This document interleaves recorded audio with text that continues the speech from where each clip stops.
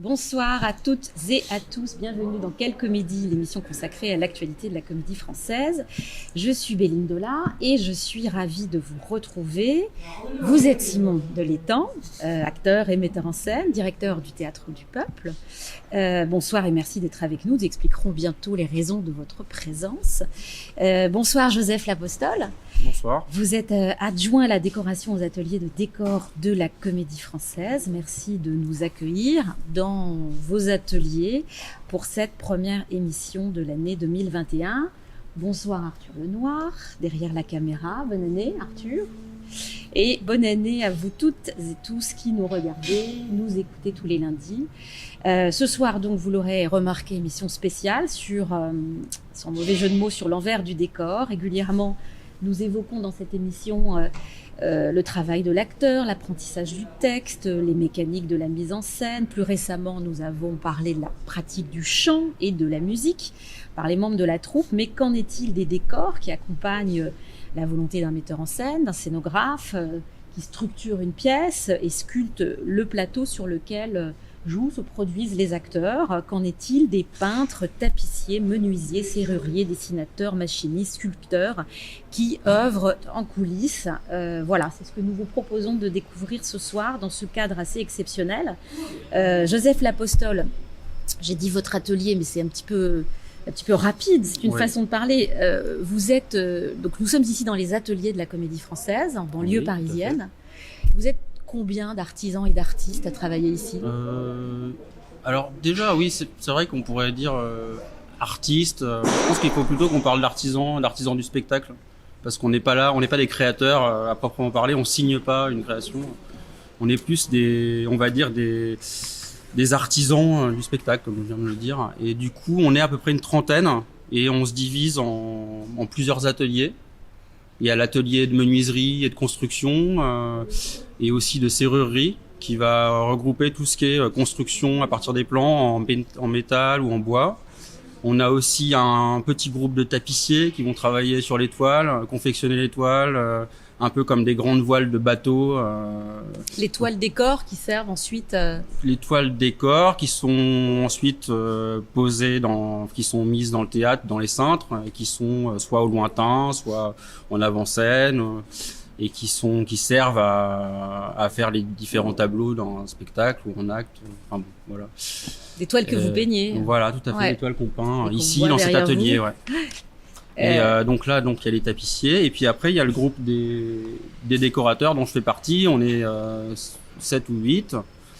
Et surtout en amont, on a un travail de réception de maquettes avec le bureau d'études et de mise à l'échelle 1 de la maquette du scénographe, qui est préalable au 33e, une échelle spécifique au décor de théâtre, et qu'on doit réadapter et du coup décrypter pour mettre en plan et donner aux ateliers pour qu'ils puissent construire le décor à partir de cette maquette à l'échelle 1. Et le bureau d'études, il est ici ou il est à la Comédie Française? Le bureau d'études est ici. Donc il y a deux personnes en permanence qui travaillent sur les plans, donc qui interprètent la maquette. Les plans qui sont fournis par le metteur en scène et le scénographe? Les plans sont pas directement fournis par le scénographe, c'est-à-dire que le scénographe, il apporte vraiment une maquette qu'il a fabriquée avec son assistant ou tout seul parfois, et il essaye d'exprimer au mieux ce que va être l'espace scénique de la mise en scène avec le travail qu'il a fait avec le metteur en scène. Et donc cette échelle, elle est au 33e, donc c'est une échelle spécifique au théâtre. Et donc à partir de là, le bureau d'études, donc les gens qui travaillent au bureau d'études, les dessinateurs, ils vont prendre les éléments de la maquette, mesurer la maquette et la retranscrire en plan pour pouvoir le construire à l'échelle, à la grande échelle en fait. Et ici, précisément, nous sommes où? Alors, cette salle, cette ici, grande salle. Précisément, on est dans l'atelier de décoration. Et on voit sur les murs accrochés, on voit des reliques d'anciens décors parfois. Que vous aimez regarder et garder. Voilà, alors après c'est un peu aussi les anciens qui ont gardé certaines choses et qui les ont. Donc une sorte d'héritage qui se fait naturellement dans l'atelier. Quand on a un beau morceau de décor, et qu'on peut le récupérer, qu'il n'est pas cassé, et on a l'occasion de pouvoir le récupérer. On aime bien pouvoir en garder un morceau, et peut-être le garder avec nous, et puis ça témoigne un petit peu aussi du savoir-faire d'avant. Par exemple, cette grande aile, vous savez ce que c'est? Ben oui, d'autant plus que en fait c'est moi qui l'ai réalisé. Et en fait c'est pas vraiment une relique de décor, c'est plus alors c'est intéressant aussi de parler de ça parce que parfois on peut avoir l'occasion d'avoir tout petit peu de temps libre et de s'exercer à son travail de manière complètement gratuite, on va dire. Donc pas attribué à un décor ou à un spectacle en particulier. Donc ça c'est un exercice que ça vous c'est avez un exercice fait. que j'ai fait, et donc l'exercice c'était de retranscrire un dessin à l'aquarelle de Dürer mais en peinture. D'accord. Voilà. Ces ateliers, enfin l'atelier de décoration fonctionne, je crois, sur le modèle des ateliers de la Renaissance, c'est-à-dire que vous êtes plusieurs artistes, scéniques artistes, on dit en anglais, oui, à travailler sur un même projet. Oui, alors vous reprenez cette phrase parce que j'ai dû l'évoquer quand j'ai parlé de Galilée, il y a quelques temps. Et bon, c'est vrai qu'à ce moment-là, je parlais un peu de ça parce qu'on était vraiment face à des toiles classiques de maîtres de la Renaissance, et donc la comparaison était assez facile. Mais c'est vrai que dans notre atelier de décoration, il y a on va dire des spécificités. Il y a des personnes qui vont être plus à l'aise avec les faux marbres, les faux bois, et d'autres qui vont être plus à l'aise avec les figures, les formes, on va dire les figures humaines, les mains, les visages. D'autres qui vont être plus à l'aise avec les couleurs, le dessin. Et puis on a aussi toute la partie sculpture. Donc ça crée beaucoup de polyvalence. Tout le monde n'a pas tout l'éventail de cette polyvalence, mais au moins une personne en a 2-3 dans les 10 qu'il faudrait avoir peut-être dans l'atelier. Et vous expliquiez aussi, parce que effectivement, je reprends vos propos au moment de la conception du décor de la vie de Galilée, de Brecht. Donc ça, c'était l'année dernière, si je ne m'abuse.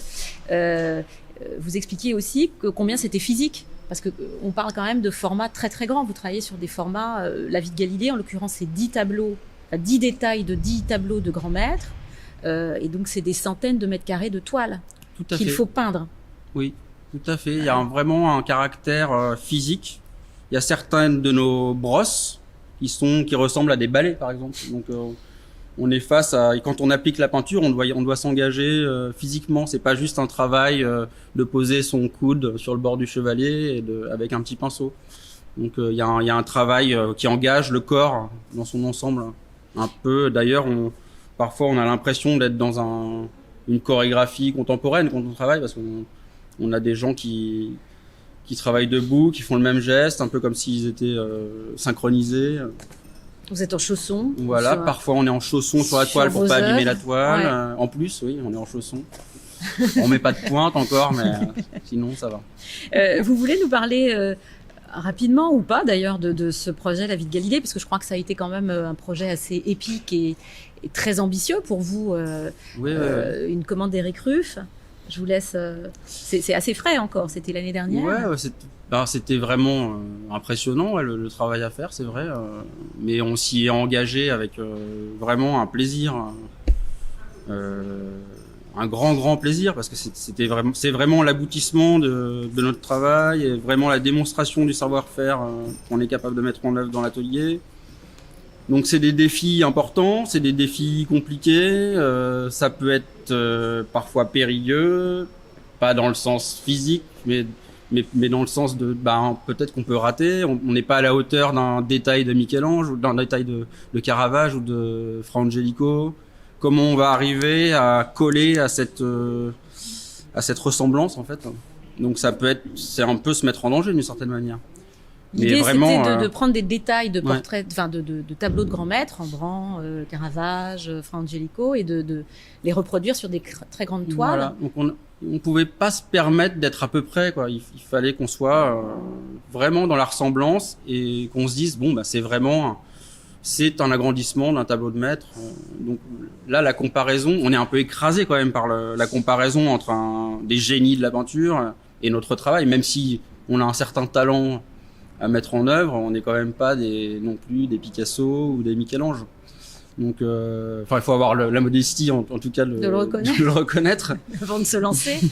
Et l'idée, c'est vraiment d'arriver à faire un travail d'illusion sur la peinture, et donc ce qui est intéressant aussi, c'est qu'on n'utilise pas les mêmes procédés qu'eux. On n'est pas dans des glacis à l'huile, on est parfois dans des projections de peinture, presque dans du pointillisme ou de l'expressionnisme, parce que justement on agrandit le détail, et du coup les coups de brosse doivent être encore plus expressifs.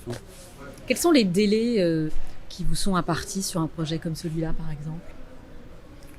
Globalement, sur un grand décor pour la salle de Richelieu, on est plutôt de l'ordre de 2 mois et demi entre le début de la construction et la finalisation des toiles et la livraison, quoi.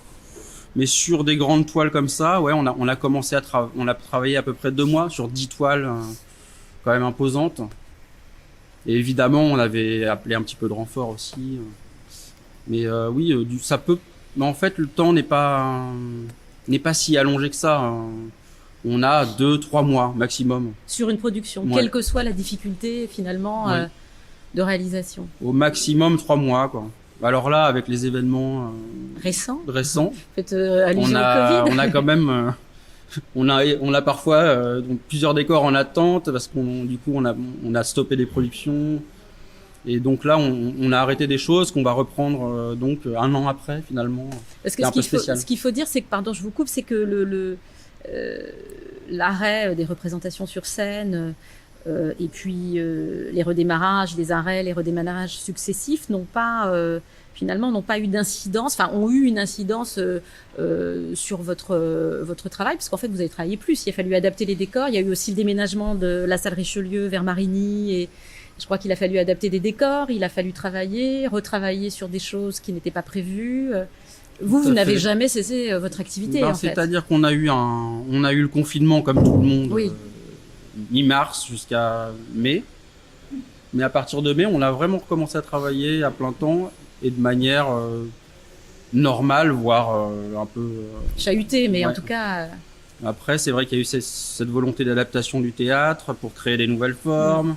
Donc finalement, à chaque fois, on était sur le qui-vive, de pouvoir réagir, de pouvoir fournir les décors à l'hypothétique reprise d'un spectacle ou à l'hypothétique création d'un spectacle.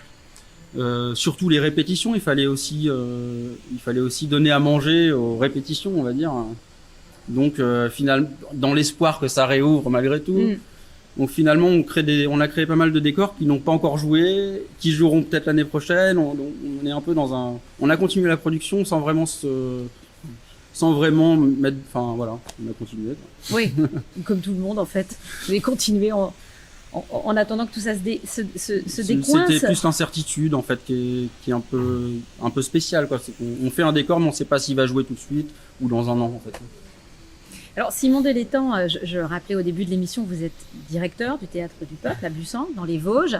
Vous êtes également comédien, mais c'est en qualité de metteur en scène que vous êtes avec nous ce soir. À l'invitation d'Éric Ruff, l'administrateur général, vous vous lancez dans une nouvelle production pour la Comédie Française. Mettez en scène Anéanti de Sarah Kane. Nous aurons l'occasion de revenir sur ce choix artistique audacieux. Mais d'abord, parlons de la scénographie. Nous sommes ici parce que nous sommes venus découvrir ensemble la toile décor de votre spectacle.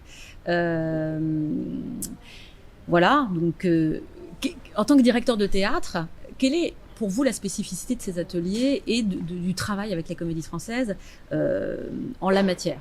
Là, je parle du décor et de la scéno. C'est unique, c'est unique déjà en France, c'est unique au monde presque, j'ai envie de dire. Et moi, je dirige un théâtre où il n'y a pas du tout d'atelier. Il y a un petit atelier de construction, mais qui est vraiment à échelle très très humaine, même si on arrive à sortir des décors pour un grand plateau. Mais ici, non, c'est la caverne d'Ali Baba. Je trouve tous les superlatifs iraient pour ce lieu, parce que voilà, moi, c'est vraiment les lieux que je préfère, les ateliers de construction, parce qu'il y a justement cette multiplicité des talents. Et on peut, sur un décor comme ça, passer de pièce en pièce et voir les peintres, les serruriers. Et donc, ça, c'est magique. C'est quelque chose qui est toujours... moi, j'ai 8 ans quand je viens ici, quoi. C'est vraiment un cadeau. Votre projet, donc, pour Anéanti, vous l'avez imaginé, développé avec un scénographe? Alors en fait, moi je signe mes scénographies D'accord. depuis maintenant 7 ans. J'assume ce geste parce que j'ai travaillé pendant 10 ans avec un scénographe et au bout d'un moment je me rendais compte que je me battais pour qu'il accepte mes idées et au bout d'un moment je dis je sais dessiner un peu, je sais faire des maquettes et puis j'ai passé le pas de signer moi-même ces scénographies et depuis je suis beaucoup plus en harmonie avec mon travail. Alors ça veut pas dire que cette personne n'avait pas de talent, au contraire, c'est pas la question, c'est juste que j'avais besoin d'un geste total pour que la scénographie soit déjà une dramaturgie. Donc moi, en signant les scénographies, j'ai déjà le rythme du spectacle en tête, je sais déjà comment ça va influer sur le spectacle lui-même. Donc là, effectivement, j'ai signé cette scénographie et je dois avouer que c'est en voyant La Vie de Galilée et le savoir-faire qui m'a époustouflé des peintres que j'ai eu envie de leur donner un petit défi, mais qui était un défi je me suis pas dit je vais aller voir ce qu'ils sont capables de faire. Non, c'est que moi je suis j'aime la beauté. Dans mon travail, je fais toujours une recherche sur cette beauté, qu'elle soit esthétique, qu'elle soit enrichissante, qu'il y ait de la grâce dans les spectacles. Et donc j'avais en tête cette fresque pompéienne de la Villa des Mystères depuis très longtemps, parce que Anéanti, ça fait 20 ans même plus de 20 ans, si je suis honnête, ça fait 23 ans que je rêve de la monter. Je l'ai lu en fait quand j'ai découvert cette pièce et cette scénographie m'a toujours été un peu en ligne de mire. Donc c'est un vieux rêve qui se réalise et je dois dire qu'ici j'ai trouvé un écrin à la mesure de mon rêve, parce que je pense que nulle part ailleurs j'aurais eu cette attention, ce savoir-faire, cette précision. Réaliser cette fresque telle qu'elle est réalisée là-bas, un peu plus loin au sol, pour moi c'est presque du prodige, quoi. C'est quelque chose. J'ai très hâte de le voir sur scène maintenant pour voir si effectivement ça va vivre aussi avec les acteurs devant, parce que c'est très fort comme espace scénique, donc le défi va être là, quoi. C'est un projet ambitieux cette toile, montée sur, je sais pas rien dévoiler mais montée sur des panneaux qui bougent. Mm-hmm. Oui, alors il y a quelque chose. Vous avez travaillé sur ce projet? Oui, tout à fait, ouais, bien sûr. Et on a travaillé d'ailleurs toute l'équipe parce que ça nécessitait beaucoup de travail en fait. Il y avait beaucoup de détails, donc les faux marbres. Il y a en fait, c'est riche en détails, et du coup, ça nécessitait vraiment d'y mettre un gros coup toute l'équipe pour terminer ce décor dans les temps justement. Mais ce qui est très beau dans l'aspect en fait qu'on nous a demandé de faire, c'est que c'est aussi parce que c'est les décorateurs de l'époque qui l'ont fait, les décorateurs de ces fresques pompéennes. Ils ont travaillé ils travaillent un petit peu de la même manière que nous en fait. Je pense qu'il y a un peu comme on parlait des ateliers de la Renaissance, il y a forcément un moment le maître qui fait les figures et on va dire les corps et les mains, les visages. Et puis à côté, peut-être qu'il y avait plutôt des jeunes recrues qui faisaient plutôt les frises géométriques, les faux marbres et tout ça. Et donc on se retrouve confronté en fait au travail de gens qui font un peu la même chose que nous, mais des siècles avant, quoi. Donc c'est toujours intéressant. Et puis l'aspect en fait minéral et des pigments de l'époque, c'est vraiment très très beau. C'est une vraie inspiration pour notre travail. Donc c'était à la fois un défi, mais aussi un plaisir de faire ce genre de travail. Ça veut dire que vous êtes allé rechercher des informations, des inspirations. Tout à fait, on s'est documenté de manière assez précise. On est allé chercher des très très beaux livres, très chers, qui sont très très bien illustrés. Il y a des très très belles photos vraiment, on voit les détails du travail des décorateurs sur ces fresques et ça donne vraiment envie en fait d'aller aussi là-bas voir en vrai ces fresques, quoi. Du coup, comment vous déclenchez, comment débute un travail comme celui-là? C'est-à-dire que c'est avec le metteur en scène, scénographe qui vient vous montrer son travail, ou c'est comment quelle énergie se met en place? Il y a une première. Parce qu'il faut que vous compreniez ce qu'il veut. Faut quand même à un moment donné comprendre son univers et. En fait, ça se mûrit en fait la relation, et puis il y a une présentation de maquette qui montre de manière globale le travail et qui explique un peu l'intention du scénographe, je pense. Mais après, ce sont des rencontres en fait. Il faut qu'on parle, il faut qu'on s'explique, qu'on comprenne bien. La fresque, il faut qu'elle soit abîmée ou être très patinée. Ou est-ce qu'on veut une fraîcheur, une vivacité des couleurs? Tout ça, c'est des choses qu'on peut pas dire par téléphone. Il faut qu'on puisse à un moment travailler tous les deux côte à côte sur les couleurs et dire bon, cette tonalité là c'est plus ça ou c'est, enfin, on peut pas faire du télétravail tout le temps là-dessus. Oui, moi, je suis venu du coup aux ateliers pour voir des essais qui avaient été faits, et la difficulté de cette fresque, c'est qu'elle a été rénovée il y a peu de temps, donc les livres avaient la version avant rénovation. Elle existe. Elle donc existe. ouais. Et il y avait au Grand Palais en même temps une exposition où ils ont numérisé, donc en 3D, on se balade dedans, la fresque rénovée. Donc moi j'avais les deux visuels et je tendais plus vers la rénovation que vers l'origine sans rénovation, alors qu'ils avaient commencé à travailler sur non rénové. Donc il a fallu qu'on réadapte aussi en cours de route le traitement notamment de la chair, puisqu'il y a de la chair de corps de femme, pour qu'elle soit dans la bonne carnation, je dirais, et pas dans le jaune passé qui a trop vieilli. Parce que moi je suis pas dans une reconstitution d'un palais, je suis dans une chambre d'hôtel, donc on est aussi de l'ordre de la décoration. C'est une citation, donc il fallait faire attention au traitement. Donc on travaille un peu sur le côté fresque pour se faire plaisir aussi, parce que ça donne du mouvement, ça donne de la texture pour la lumière, mais il y avait aussi de trouver la bonne la texture qui fasse contemporaine aussi, quoi. Alors, sans rien dévoiler de la scénographie, on peut dire que c'est quand même un élément essentiel dans votre dispositif narratif. Il y a 3 décors, Oui, on peut dire 3 ça. temps, on va dire. Oui. Est-ce que ce que vous aviez en tête est réalisable et d'ores et déjà réalisé, ou est-ce qu'il y a eu des difficultés des difficultés d'ordre technique auxquelles vous avez dû vous adapter ensuite? Bien, moi j'ai dû m'adapter en fait à la spécificité du studio. Parce que c'est quand même au studio tout ça, même si ça a l'air très ambitieux. Théâtre, qui est une petite salle, une petite scène. Avec des grandes contraintes, notamment d'un écran qui doit pouvoir descendre facilement s'il y a des conférences ou des rencontres. Donc au départ, le projet scénographique est encore plus ambitieux.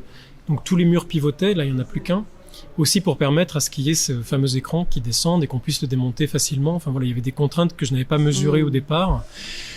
Après, la grosse contrainte, c'est que on peut pas faire de fumée au studio théâtre.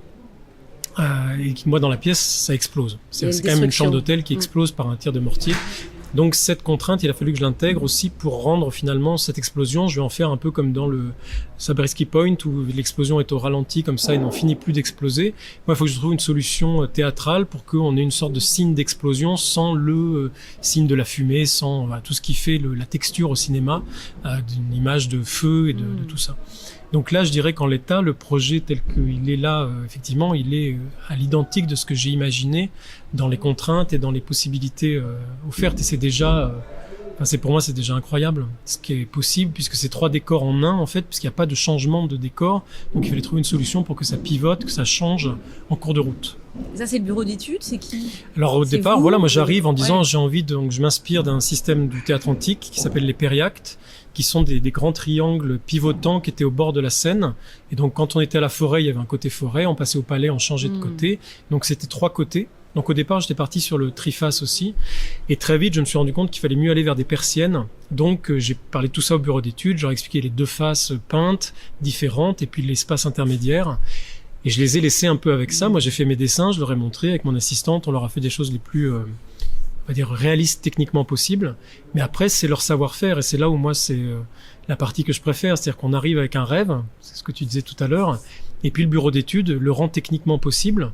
Et on arrive avec des plans incroyables où je vois le moindre petit vérin, le moindre écrou qui est dessiné.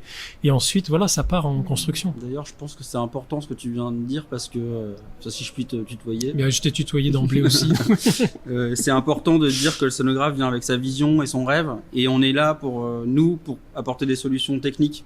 Si le scénographe arrive avec des idées techniques et tout ça, en général, ça se passe pas très bien parce que c'est justement notre travail de lui apporter des solutions techniques et lui d'apporter sa vision et vision artistique et son objet rêvé, on va dire. Son rêve, vraiment. Ouais. Et après, il y a forcément des contraintes matérielles à prendre en compte dans la maquette, j'imagine. Oui, bien sûr. Mais il faut pas trop qu'il y pense quand même.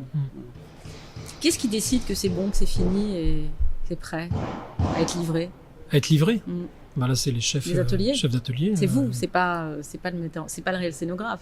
Non, on a quand même des deadlines très précises et en général on les dépasse pas. Donc il faut que ce soit prêt au moment où on a dit que ce soit prêt. Là, en l'occurrence, c'est ce qui a été le cas. Vraiment, on n'a pas eu du tout le choix de rajouter 2-3 jours. Il fallait vraiment qu'on livre pour les répétitions. Est-ce que vous allez répéter dans les décors? On peut tout à fait comprendre. À partir de la semaine prochaine. Alors, Joseph Lapostole, sur votre fonction, sur votre métier, Eric Ruff, qui est l'administrateur général, écrit la chose suivante: leur véritable signature est paradoxalement l'absence de signature. Elle est dans l'art de se fondre, de se conformer et d'épouser fidèlement. C'est comme ça que vous voyez votre métier? Parce que il y a une part artistique très forte quand même si vous dites que vous n'êtes pas dans la création, puisque vous êtes dans la citation ou dans la reproduction. Y a pas ça ne génère pas de frustration chez vous parfois? C'est vrai qu'il n'y a pas de signature, vous ne signez pas les œuvres. Ça peut, je pense, générer une frustration de ne pas être créateur. Mais en fait, avec le temps, je pense qu'au début, on peut avoir vraiment cette sensation de pas signer ou de pas être un artiste à proprement dit, parce qu'on signe pas son décor ou son art. Mais en fait, petit à petit, on devient un peu un artiste zen, en fait, quoi. On est content d'appliquer une discipline à un travail. Je sais pas, il y a quelque chose qui s'opère dans le temps. Au bout de 10 ans, par exemple, de travail dans ces ateliers, on apprend à s'effacer justement et à répondre, à être au plus juste de la vision, du rêve de l'artiste. Du scénographe en l'occurrence, et on est fier justement un peu comme une petite main de la haute couture. On est là pour magnifier quelque chose de plus grand que nous, de toute façon. Oui, ça. Après, je pense que dans nos équipes, il y a toujours un artiste qui sommeille, mais il a le droit d'exprimer ce qu'il veut à côté aussi. S'il a envie de faire des expositions ou travailler plus le soir, c'est possible aussi, ça n'empêche pas. Enfin, je veux dire, et puis si la frustration est trop grande, on peut aussi s'en aller. Ça fait combien de temps, vous, que vous êtes ici, aux ateliers? Moi, ça fait 13 ans. Et vous expliquiez qu'il y avait, on discutait un peu avant, qu'il y avait une espèce de diaspora des scéniques artistes et des gens qui passent par ici, qui partent en Argentine. En l'occurrence, oui, on avait une collègue qui était argentine et qui a vécu longtemps en France et qui a travaillé avec nous et qui est repartie en Argentine et qui travaille pour le Théâtre Colón à Buenos Aires. Et donc on a des correspondances avec d'anciens collaborateurs, mais parfois aussi on découvre grâce aux réseaux sociaux d'autres travailleurs de l'ombre comme nous le sommes dans d'autres théâtres, et on s'aperçoit en fait qu'ils travaillent à peu près comme nous, et c'est assez intéressant de développer d'avoir cette curiosité de voir comment les gens travaillent par ailleurs. À votre connaissance, ces moyens-là, ce savoir-faire-là, donc mis à disposition de la Comédie Française, c'est unique en France. Oui. Aucun autre théâtre ne bénéficie de ces moyens, de cette structure-là et de ces... Pour avoir travaillé par exemple au Théâtre National de Strasbourg, qui est en région le plus gros théâtre, on va dire, financé par l'État, avec des ateliers de construction qui sont ahurissants aussi. Donc moi j'ai travaillé avec eux, donc déjà pour moi c'était le Graal, et là effectivement je me suis rendu compte que c'est un petit Graal à côté de celui-là. C'est une grande structure. Hein. Oui, c'est une grande structure. On peut assumer des très grosses productions. Très grosses productions évidemment, mais c'est vrai qu'en région on manque d'ateliers aussi, donc c'est toujours compliqué de trouver des ateliers pour construire des décors en dehors des productions. Là par exemple c'est production maison, donc la question se pose même pas. Et moi, pour trouver des ateliers de construction pour les décors que je fais par ailleurs, c'est toujours très compliqué.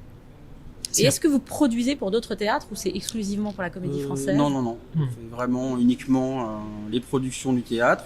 Après, on a donc le studio théâtre, Richelieu, donc parfois on s'adapte un petit peu au volume de la salle.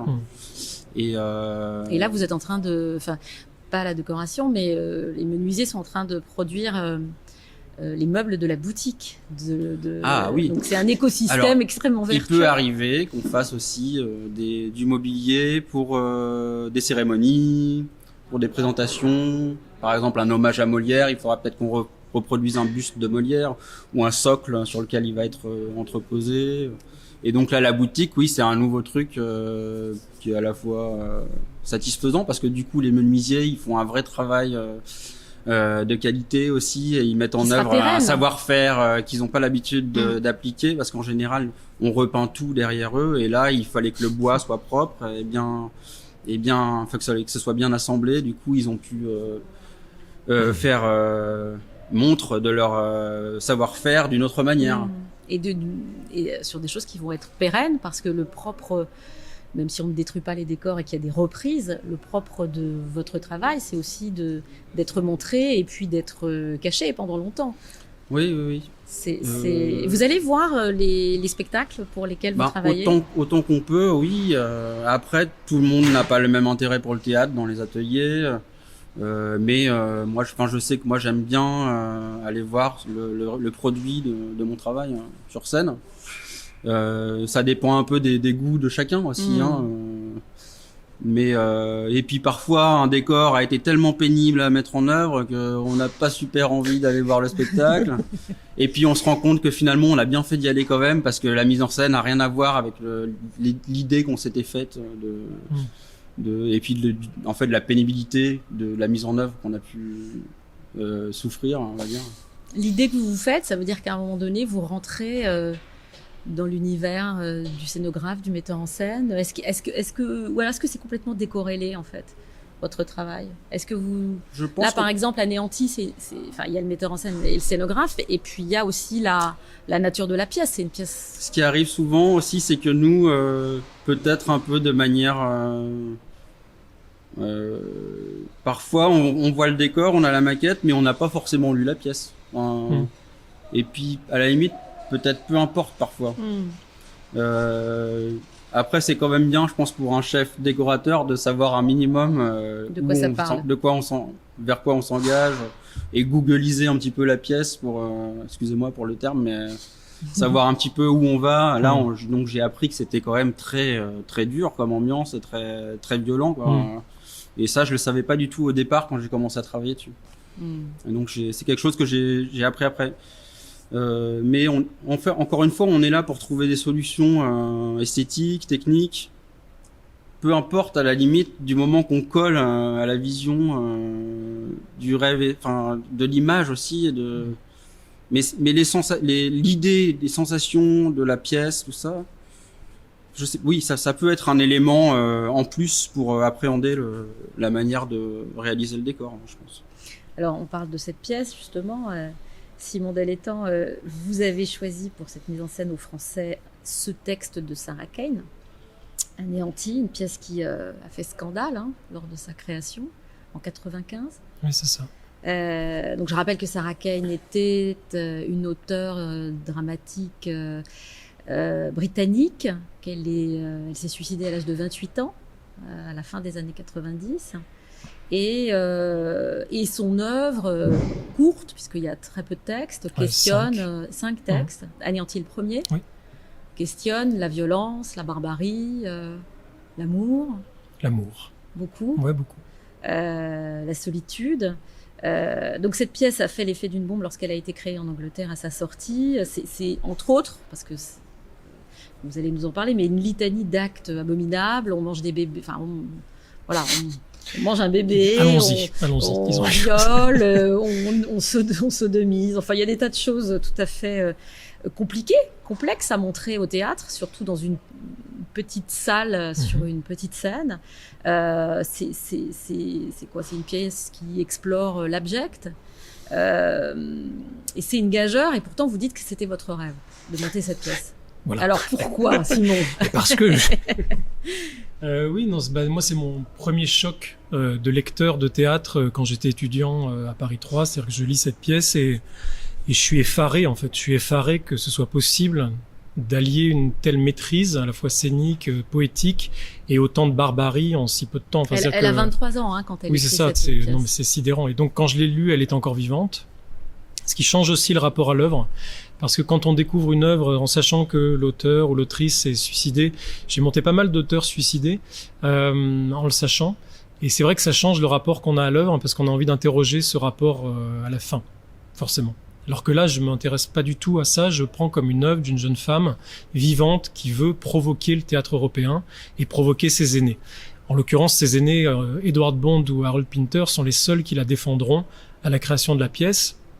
Parce qu'en fait, le scandale, c'est agonie.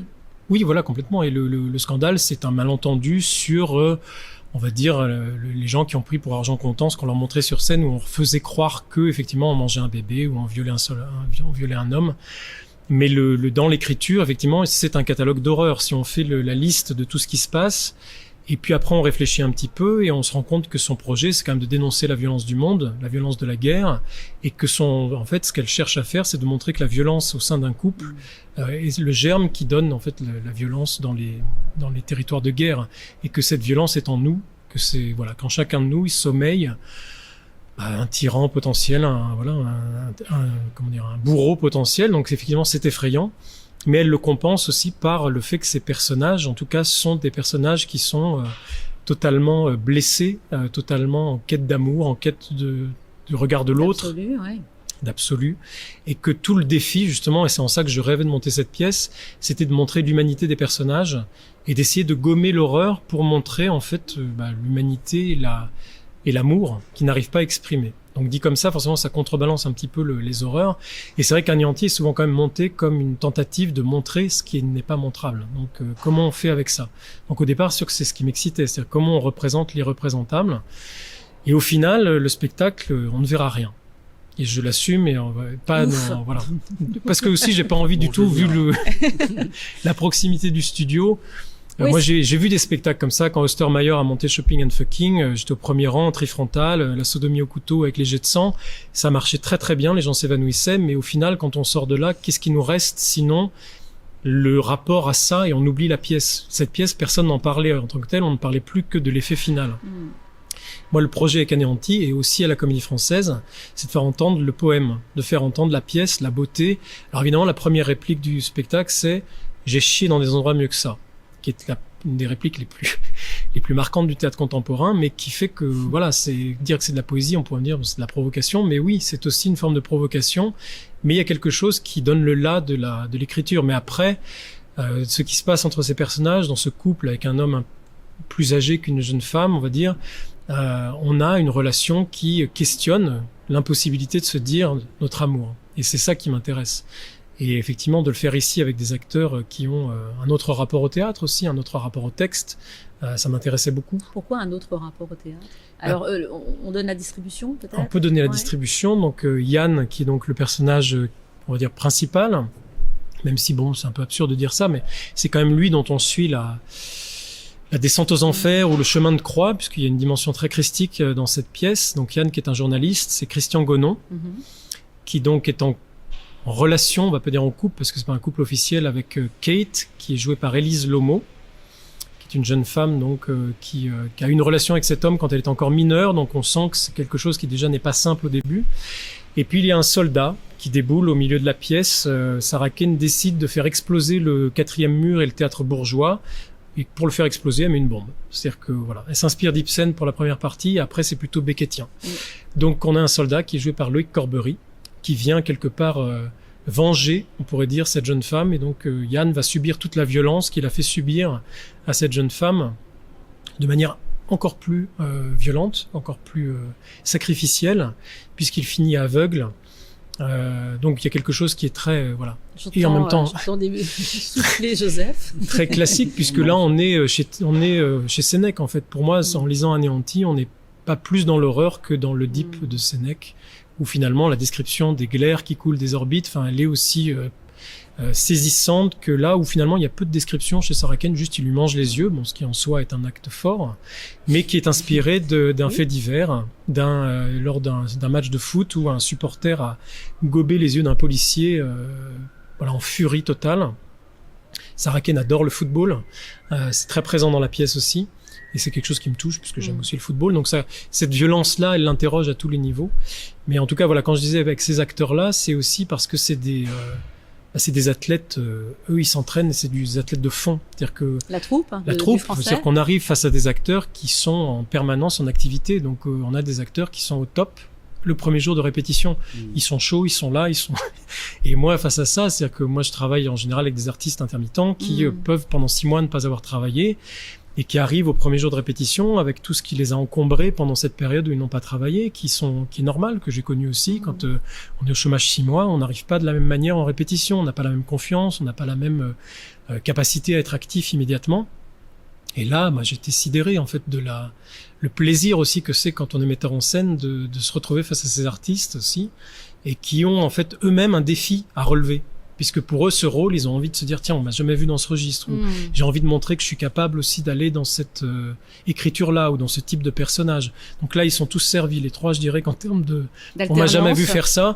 Je pense qu'on les a jamais vus faire ça, effectivement. Et là, pour le coup, il y a une grande différence avec c'est la troupe. C'est l'enjeu pour eux, il est plus de ce côté-là en fait. On m'a jamais vu faire ça. Je vais tenter quelque chose de nouveau. Ouais, je pense. Ouais. Que de prendre un rôle, puisqu'en fait, prendre un rôle, ils le font en permanence. Et encore là, la période est particulière, puisque normalement, ils auraient pu jouer le soir ou répéter le matin. Ouais. Là, finalement, je les ai les trois que pour moi, si je puis dire. Donc, c'est aussi un luxe de travail. La langue de Sarah Kane. Est particulière, vous l'avez retraduite ou... C'est la grande, on va dire, c'est la grande frustration là de cette production, c'est qu'il aurait fallu retraduire la pièce, qui est une traduction qui date donc de l'édition, qu'on est en 96 ou 97, je sais plus.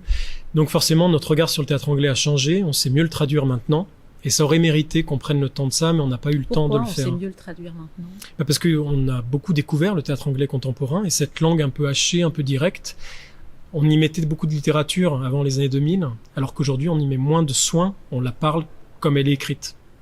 Donc on s'est un peu heurté à ça, c'est-à-dire que mais en même temps on s'est dit on la prend telle quelle, on va pas s'amuser à commencer à retricoter une traduction, parce que ça c'est le danger, quand on se met en répétition à se dire oh là j'arrive pas à le jouer, bon.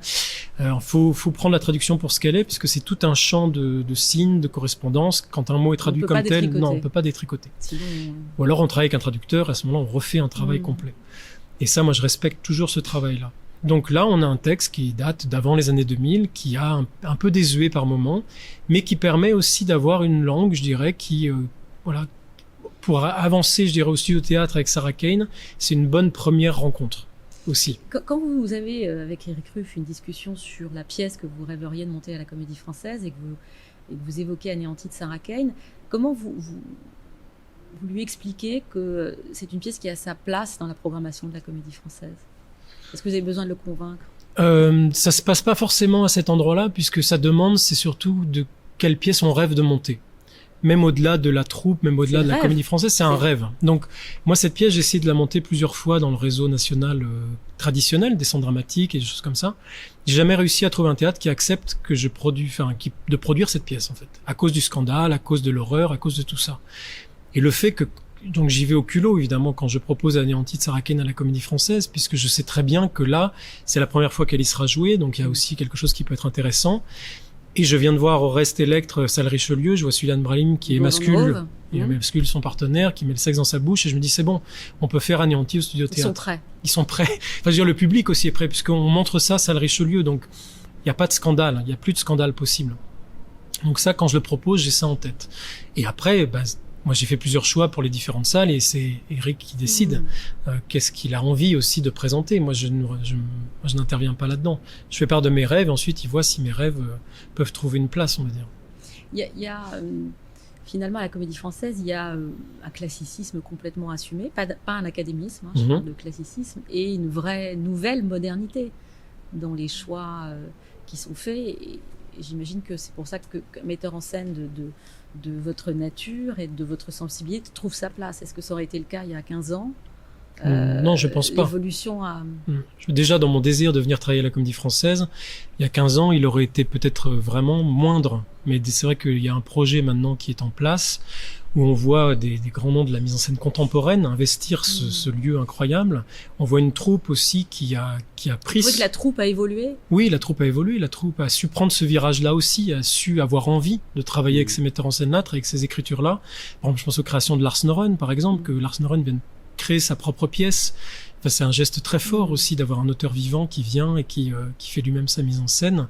Ivo Vanov, Ostermayer, enfin voilà. Donc forcément, à mon humble niveau, j'ai envie d'en être. Forcément, ça donne envie et avec un répertoire comme celui-là, que ça vienne un peu frictionner. Vous, depuis 13 ans, vous avez vu les évolutions. Est-ce qu'elles sont perceptibles dans même la réalisation des décors ? L'évolution de la programmation, de la sensibilité, de la Comédie Française, oui, de cette institution. On a vu un vrai, quand même, un tournant. C'était pas un virage à 180, quoi, mais il y a quand même le fait d'inviter Ivo Vanov. Effectivement, et puis dans la mise dans les scénographies aussi, il y a eu des vraies propositions très ambitieuses et très modernes en fait. Quand on a fait les damnés, C'est vrai que ça nous a un peu surpris aussi, d'une certaine manière. Parce que tout était en bac élysé ou en plastique. On avait des structures apparentes. On n'était plus du tout dans quelque chose de baroque ou d'une démonstration de classicisme. Et en même temps, il y avait un classicisme brut, quoi, des matériaux, quelque chose de presque... Enfin bon, c'était autre chose, quoi. Mais non, on a vu un vrai changement, mais ça nous a pas empêché de prendre d'exprimer quand même nos savoir-faire sur certains domaines. Parfois, c'est vrai qu'il y a cette tendance à l'uniformité ou au monolithique dans Il y a des modes aussi, dans le décor de théâtre. Et ça, c'est pas forcément nous ce qu'on préfère en tant que décorateur. On n'a pas envie de passer des litres et des litres de couleurs, de la même couleur, quoi. Enfin, donc parfois on préfère un peu quand il y a du dessin, de la sculpture, des choses comme ça. Là, vous êtes, vous enchaînez les grandes toiles décors, non? Il y a eu. Oui. Non, ces derniers temps, on est gâtés, si je puis exprimer aussi. Et puis de temps en temps, on a plusieurs fois, parfois on a une saison où on a 3 fois d'affilée une peinture unie à passer au rouleau. Quand on a eu aussi le décor de Peduzzi, c'était. Pour quel spectacle? L'éveil du printemps. Oui, oui, c'est ça. L'éveil du printemps. Non, Si, l'éveil du printemps. Ouais, c'est ça. Arthur confirme. C'était un très beau décor sculptural, mais dans la réalisation en peinture, c'était pas aussi intéressant que Galilée, forcément. Voilà. Mais on est content de participer. En fait, on est aussi content de voir que le théâtre perd un peu ce côté poussiéreux, quoi. Et ça nous fait du bien aussi de savoir qu'il y a un intérêt à la modernité du théâtre aussi. Enfin, à ce qui se fait en ce moment, quoi. Et qu'on soit pas juste un théâtre à côté, un peu plus poussiéreux. Un peu plus académique. Ouais, ça fait du bien de voir aussi des metteurs en scène qui vont à Avignon, enfin, et qui sont pas juste l'expression d'un... Peut-être qu'avant, il y avait peut-être plus d'intimité, quoi. Et là, on est plus international. Quand un spectacle de Richelieu va à Avignon, c'est vous qui prenez en charge le décor aussi? Oui, alors ça faisait très longtemps qu'on n'était pas allé à Avignon, mais du coup c'était un plaisir. Enfin moi en l'occurrence j'ai vécu à Avignon très longtemps ado, donc c'était aussi retrouver un peu mon adolescence et d'arriver à la cour d'honneur et de pouvoir travailler dans la cour d'honneur, c'était vraiment. C'est les damnés qui ont été présentés. Les damnés, ouais. Et du coup on est parti. Quand il y a une tournée, oui. Donc le décor part et puis les chefs de service des différents services, tous les chefs de service qui sont en rapport direct avec le jeu et le comédien partent dans la tournée. Alors nous, les décorateurs, on part pas très souvent, par exemple, en tournée. Mais là, en l'occurrence, on avait eu la chance d'aller à Avignon. Bon. Merci Joseph Lapostole, merci beaucoup Simon Dellettant, merci Arthur et merci à vous qui nous regardez. Alors je vous invite à rester connectés car dans quelques instants nous allons diffuser les images de votre visite des ateliers, Simon, avec Philippe Lemaire et notre directeur technique. Voilà, c'est passionnant, ce sont des images rares parce que vous ouvrez peu ces lieux au public et aux caméras. Donc voilà, profitez-en, bonne soirée et bonne visite à tous. Donc là, ils sont en train de faire les finitions de la toile avant le découpage. Du coup, Elisabeth et Anna sont en train de font le tracé pour le découpage, c'est ça? Elles font le tracé pour le découpage selon le calpinage qui est ici, avant que tu prennes la décision de découper la toile pour qu'elle vienne se monter sur le châssis qui va être articulé, qui a été préparé par les serruriers. Donc voilà, ils sont en train de terminer cette toile. Est-ce que tu avais eu l'occasion de voir différentes étapes En fait, moi j'ai vu les essais qui étaient là-bas dans un petit coin, mais qui rendaient absolument pas. Enfin, là, ce qui est magnifique, c'est le rendu de la peau des modèles sur la fresque, qui donne vraiment, parce on a travaillé sur la rénovation et puis sur la version avant rénovation, parce qu'à Pompéi ça a été rénové. Et donc là, ce qui est intéressant, c'est que c'est un mixte des deux. Donc on a l'aspect à la fois fresque et puis en même temps c'est dans un hôtel, donc il y a pas, on n'est pas dans le lieu même où est située cette fresque, on est dans un lieu reconstitué. Mais par exemple, voilà, le trompe-l'œil, il est magnifique, comme le marbre, tout ça, ça va être... en même temps, c'était un vrai défi pour le studio, parce que c'est un espace où on est proche, et donc c'est pas à Richelieu où les toiles sont loin, donc là, il y a aussi, mais là de près, je veux dire, il n'y a pas de souci. Ça marche aussi. Du coup, les équipes ont travaillé ardument les derniers jours pour achever la peinture. En effet, ils sont en train de tracer avant découpe. C'est le dernier travail à faire sur cette toile. Est-ce que... J'aimerais bien voir le châssis du coup. Oui, on irait bien voir le châssis qui est lui terminé. On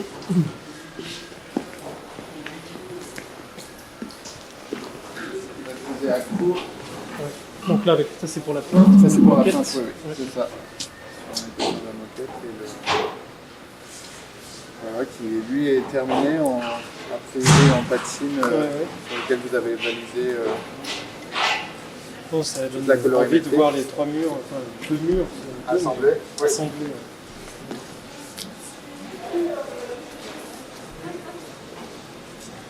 Je crois qu'il faut que je valide la porte. Oui. La couleur de la porte.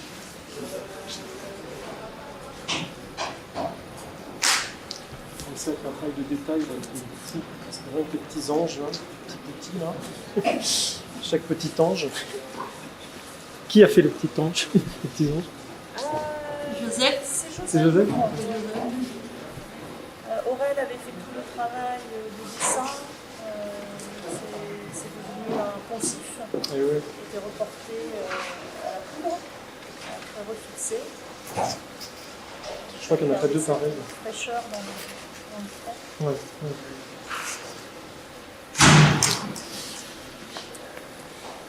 On a la fresque aussi qui est de l'autre côté. Qui va venir Ah oui, en du tête rideau. du rideau. Un jardin. Même à cette distance, il y a le trompe-l'œil du labyrinthe qui fonctionne. Donc, Ils ont aimé travailler sur ce projet. Oui, ça leur a fait grand plaisir.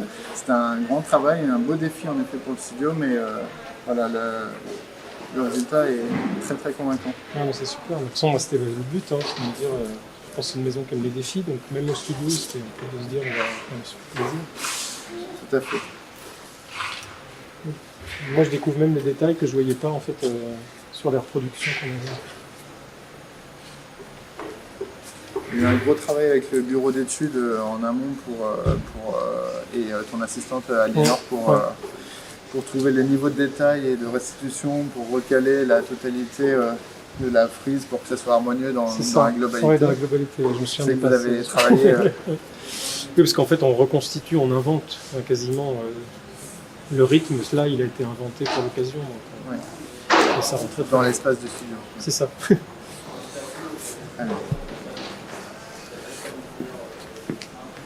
Alors.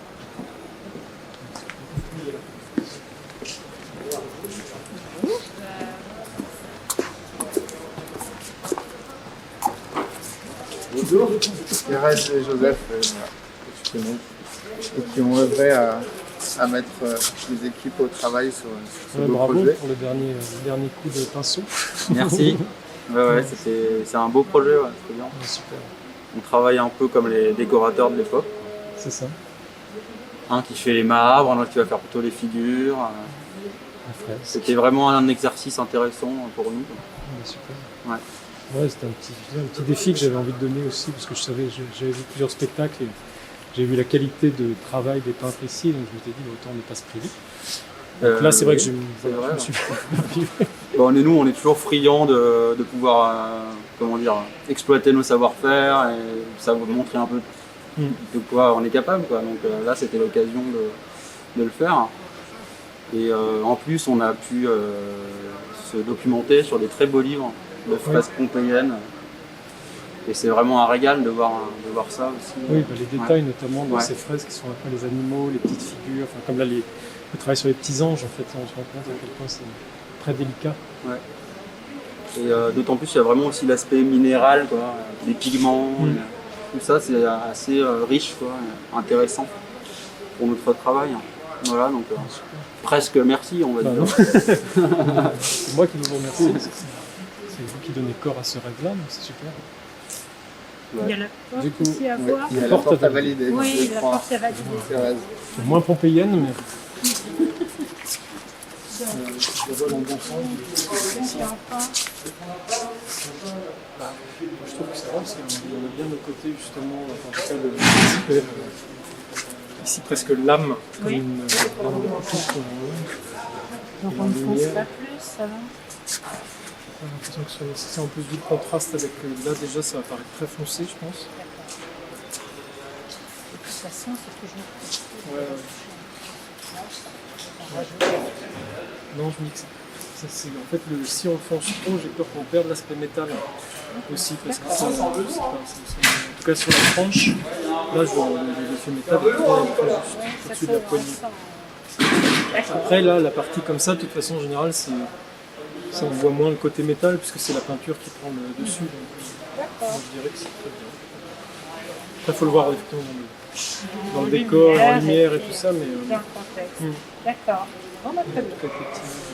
Et les tables de cheval, le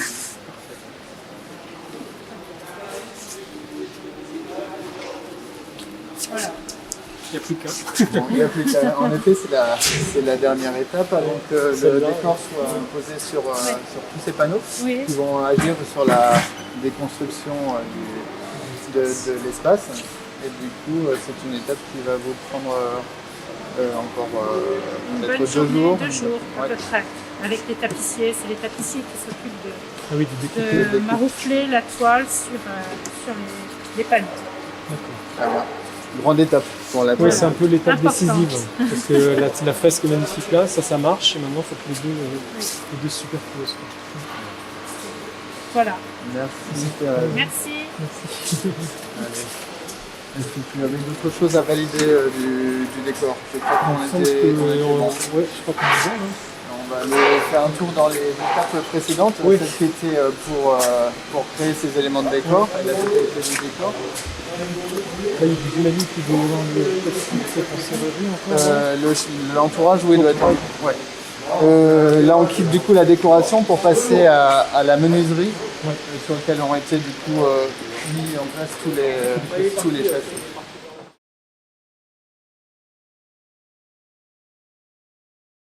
Le système en effet de manipulation du châssis du lointain, sur lequel du coup on pourra plaquer la toile, et qui sera elle mis en place dans la salle de pré-montage dans les jours à venir.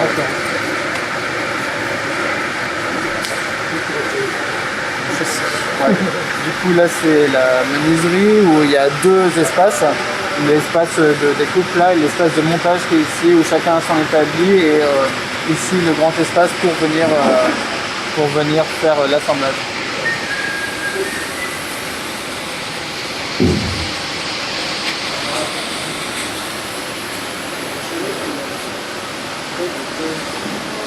Et donc, du coup, voilà, il y a plusieurs décors qui sont en train de se faire en ce moment. Donc, du coup, voilà, ça c'est pour Richelieu. Et on enchaîne à chaque fois en tuile entre le studio et Richelieu. Et la Dame de la Mer, c'est construit. Non, c'est la Dame de la Mer, c'est le vieux colombier. Et du coup, c'est le Saint-Maïs. Ah, d'accord. On est ici là, dans la salle de pré-montage, qui est une salle un peu spécifique, et je pense que tu n'as pas forcément eu l'occasion de la voir, comment elle fonctionne, mais c'est un plancher qui est à bascule et qui permet de recréer, suivant le pré-montage qu'on veut faire, la pente de Richelieu à 4%, Ah ouais, comme ça, ou un espace plan pour le studio comme actuellement. d'accord. Donc il y a d'autres éléments là qui stagnent et qui ne sont pas anéantis, mais c'est une salle qui sert très très souvent à remonter avant d'envoyer dans les différents lieux de répétition ou de jeu pour prémonter le décor et du coup vérifier les assemblages, vérifier le bon fonctionnement, soit avec la pente, soit à plat. Donc ça, anéanti, vous le faites avant L'anéanti va être prémonté ici pour vérifier tout l'ensemble du fonctionnement et la totalité des assemblages des différents châssis lointains, courts et ça sera a priori jeudi pour être dans les camions vendredi pour partir pour être dispo pour les répétitions dès la semaine prochaine. On arrive du coup à la serrurerie. Le théorique est du coup l'espace qui est dédié au métal majoritairement et métal c'est acier ou aluminium et le décor d'anéanti a été majoritairement traité en aluminium pour la légèreté notamment de rotation du mécanisme. Donc c'est ici un espace où on traite uniquement du métal et qui est juxtaposé à la menuiserie pour faire des allers-retours. Pour des éventuels calages ou des assemblages qui vont se compléter.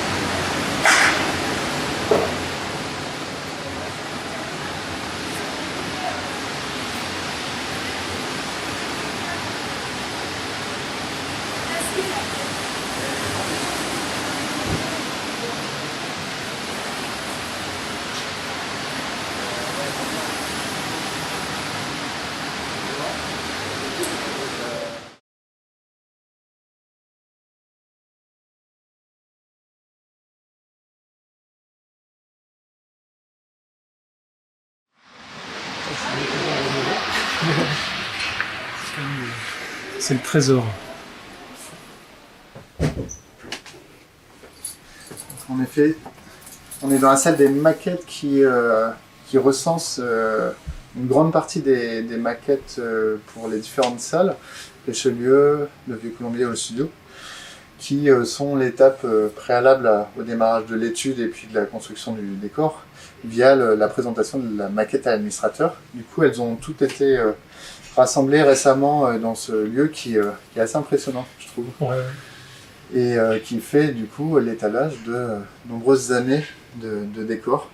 Du coup, voilà. Oh, c'est le petit bijou du le trésor des ateliers. Ah oui, ça c'est Galilée. Ça c'est Galilée, en effet, décor avec Ruff. Et je pense que la maquette de Anéanti va trouver sa place ouais.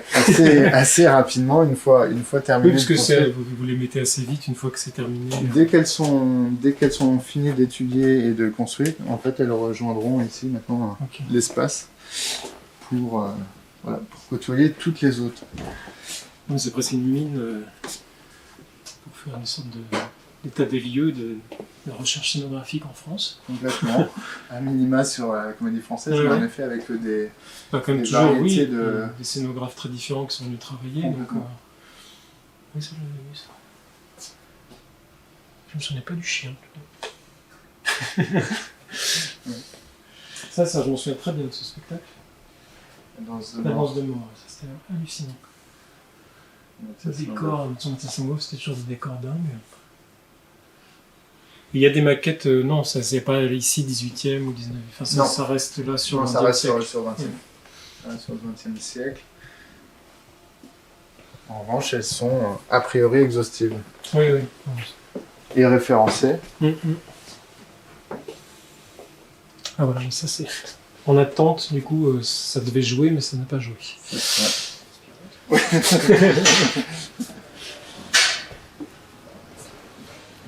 Je te propose d'aller dans un autre stock, celui du mobilier.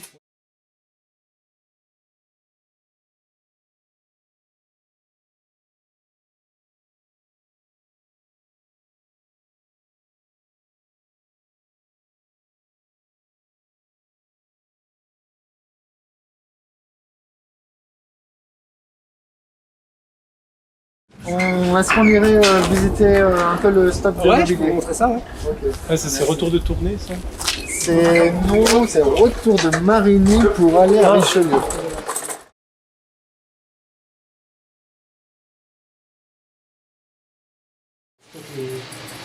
Les grandes toiles, les lambrequins, tous les sols, ce qu'on appelle parquet, c'est la marque, mais en vinyle, comme on les assemble, ils font les stocks ici, on les prend en fait. Et là on a notre grande salle, on prépare toutes les toiles qu'on assemble, les Legos, les grandes scènes. Là c'est la partie de la couture.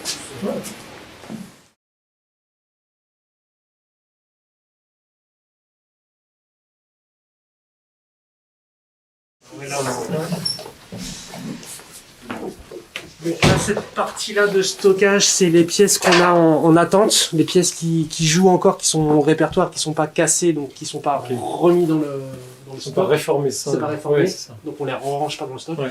Donc on a du Cyrano, une misanthrope. Voilà. Donc on essaie de tout classer par spectacle. Du damné. Donc voilà, là c'est un peu cette zone-là. Aussi en bas on a une zone avec des racks où on garde des pièces vivantes. D'accord. Et après c'est toutes nos cases de mobilier qui sont classées par style. Donc tout est répertorié, tout est mis sur informatique. Oui, ça, moi j'avais eu accès au catalogue informatique. Voilà. Quand on choisissait un lit. C'est voilà, il y a des cases, il y a le numéro de chaque case a un numéro et tous les meubles ont des numéros. Tous les meubles sont houssés avec son propre numéro et voilà. Donc on stocke aussi les tableaux. On a les tableaux. Les tableaux qui jouent dans les spectacles. Ouais, qui jouent dans les spectacles. Donc c'est des trucs qu'on jouait. Mais d'ailleurs, dans le Misanthrope, c'était. Il me Ouais, semble dans qu'il le y avait. Misanthrope, il y avait- ça joue. Ça jouait, c'est ça. C'est les Ouais. mêmes qui jouent en fait. Ouais. Et ça, faut être de la maison pour.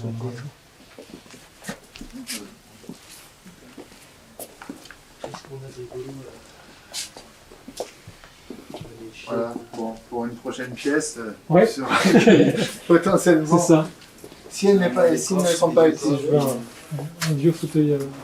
des fauteuils roulant, des chairs, des landaux. Voilà. On a un peu, on va aller dans une autre forme de stockage, c'est celle du stock des décors, de tous les décors qui Ah oui, ne je sont, me pas, demandais où ils étaient. qui sont pas réformés. Ils sont sur Et ce ils site. sont sur le site et du coup ils sont entreposés dans des cases à décors. Donc on va aller voir super. la case C'est Noël.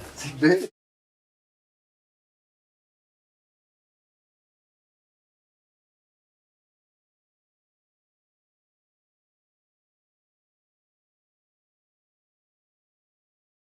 Présenter ce qu'il y a. Ok, c'est Donc Simon, Jonathan qui est metteur en scène d'anéanti et Laurent René qui est le machiniste ici sur le site de Sarcelles. Machiniste chauffeur.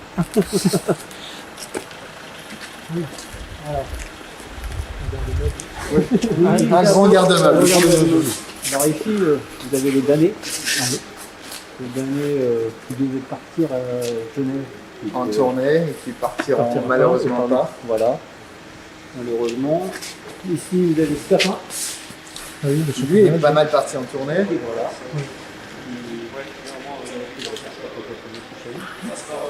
À Richelieu ou Ouais. Du coup, les techniques de fabrication des décors en fait font que ça rentre dans ce qu'on appelle les cases. Voilà, c'est Qui ça. sont du parce coup que c'est les impressionnant. espaces. Ça rentre dans les cases c'est et peu de puis place, c'est quoi. calculé aussi pour que ça rentre dans les véhicules. Parce qu'on a des véhicules vraiment qui font 8 mètres maximum. Ouais. Et les éléments les plus longs, il faut que ça fasse 8 mètres. D'accord. Donc ça peut Comme au être studio de 2 mètres pour la salle de. Ouais, complètement lié à l'ascenseur. Et du coup, chacun des décors reste dans, on espère, une case, des fois un petit peu plus. Voilà. Là, ici, il y en a deux. Oui, parce que j'allais dire Guermantes, c'est quand même un décor énorme. Donc Ben là, voilà. Guermantes, Là, il y a 2 cases. Là, il y a 2 cases pour Guermantes. Donc, on dira, il y a 2 cases aussi. Ok. 2 cases. Des damnés, c'est pareil, c'est des éléments, plusieurs éléments, parce qu'il y a des éléments de tournée. Voilà, c'est à peu près tous les espaces qu'on a pour gérer le stockage des décors. Et puis donc on a pu voir les différentes étapes de la construction. C'est un site qui vit avec une trentaine de personnes à l'année et qui est renforcé par les équipes de Richelieu, suivant ce qu'il y a à faire, soit par les tapissiers, les accessoiristes temporairement, des embauches évidemment d'intermittents pour d'autres services comme la décoration notamment. Et puis voilà, le bureau d'études, nombre de fonctions à l'établissement du décor Non, mais c'est- que tu as pu penser jusqu'à la scène et son stockage. c'est ça, d'autant plus que le moment où il est arrivé sur scène, mais c'est vrai que toutes les étapes, c'est aussi incroyable d'avoir tout ça au même endroit et de pouvoir justement passer d'un atelier à l'autre en se disant tiens, c'est comme ça. Enfin, c'est un grand luxe, quoi, mais c'est à la fois une chance et puis il faut perpétuer ce genre de tradition, quoi. Donc c'est super. En tout cas, merci Simon. Merci à toi.